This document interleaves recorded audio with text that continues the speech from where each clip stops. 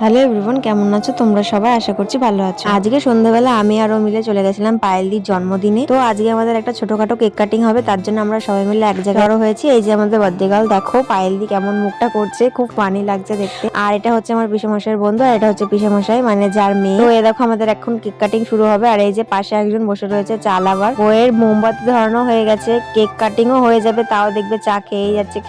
মোমবাতি ধরানোর সময় একটু ডিস্টার্ব হয়েছিল বলে ভান্টু ভয় পেয়ে গেছে। ও অ্যাকচুয়ালি ভান্টু মানে হচ্ছে এই বাচ্চা ছেলেটা, পায়েলির ছেলে। আমরা সবাই মিলে ভালোবেসে ওকে ভান্টু বলে রাখি। তো আমরা সবাই হ্যাপি বার্থডে বলছিলাম বলে ভান্টু ভাবছে হয়তো ওর জন্মদিন, তাই দেখো একাই কেক কাটবে। এদিকে পায়েল হাত ধরেই চাকু দিয়ে কেকটা কাটলো, আর ওইদিকে দেখো আমাদের চালাভার এখনো চা খেয়েই যাচ্ছে। কেক কাটিং এর পর্ব সমাপ্ত, তাই এখন পায়েল দিয়ে সবাইকে কেক খাইয়ে দেবে। আর এই দেখো জাম্পুকে খাইয়ে দিচ্ছে, তারপরে ভান্টুকে খাইয়ে দিল, আর ওইদিকে ঋতিকাকে খাইয়ে দিল। আর এইদিকে দেখো মামা ভাগ্নের কাজ দেখো, ওর মাথা থেকে স্প্রে ওর মাথায় লাগিয়েছে, কিরম লাগছে দেখতে। আর ওইটা সবাই দেখে হেসে পাগল হয়ে যাচ্ছে। তারপরে আমরা সবাই চলে আসলাম কেক আর পায়েস খেতে। এ দেখো কেকটা কত সুন্দর খেতে। আমি আগে পায়েসটা খেয়ে নিচ্ছিলাম, তারপরে কেকটা খেলাম। দেন আমরা যেহেতু সন্ধ্যাবেলা গেছিলাম, তাই আমরা প্রথমে পেয়েছিলাম লুচি আর আলুর দম, যেটা সকালে হয়েছিল। আর তারপরে ছিল শো স্টপার চিকেন কষা, যেটা পায়েলি দারুণ বানায়। তো আজকের মতন এটুকু, দেখা হচ্ছে কালকে।